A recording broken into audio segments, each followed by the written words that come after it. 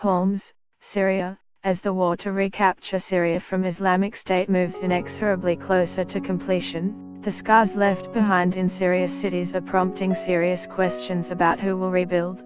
Jets believed to be Syrian and Russian have struck heavily crowded residential areas in a besieged rebel enclave near Damascus, killing at least 27 people and injuring dozens in the third week of a stepped-up assault, residents, aid workers and a war monitor say.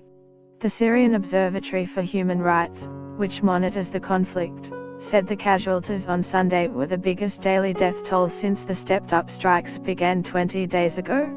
The monitor said nearly 200 civilians were killed in strikes and shelling during that period. Meanwhile, in the city of Homs, the once well-to-do suburb of wide streets and high-rise apartments is a ghost of its former self. After a siege by Syrian government forces that lasted more than 3 years, only a fraction of the population remains in the area, known as Western Australia. Its high-rises, bombed and shelled, look as though they have been punched by giants. Its streets are piled with burned-out cars and television sets, and its biggest hospital is so wrecked that barely 2 of the 10 floors are usable. If Western Australia, reclaimed by the government in the Northern Spring, symbolizes President Bashar Assad's ruthless triumph, it also embodies a looming challenge as the war approaches an end, the politics of reconstruction. That challenge is as acute for Assad as it is for his Western critics.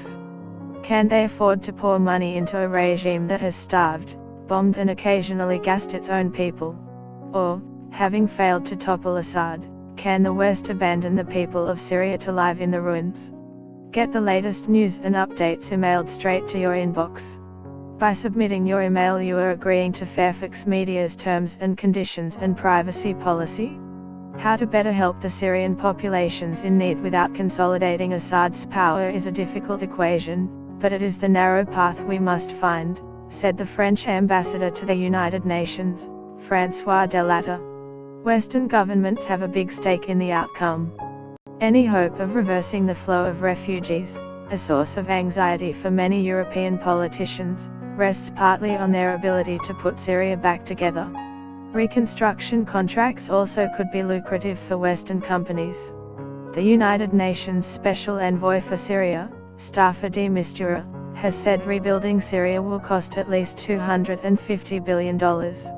In Western Australia, one of the latest places to be reclaimed by Assad's forces, tens of thousands of people streamed out between March and May. As few as 30,000 residents remain, according to government authorities, holding on to apartments where windows have been blown out and roofs are crumbling. Nearly a fifth of Syria's residential housing is damaged, according to the World Bank. 1 in 3 schools is damaged or destroyed, and fewer than half the country's health facilities are functioning, according to the UN.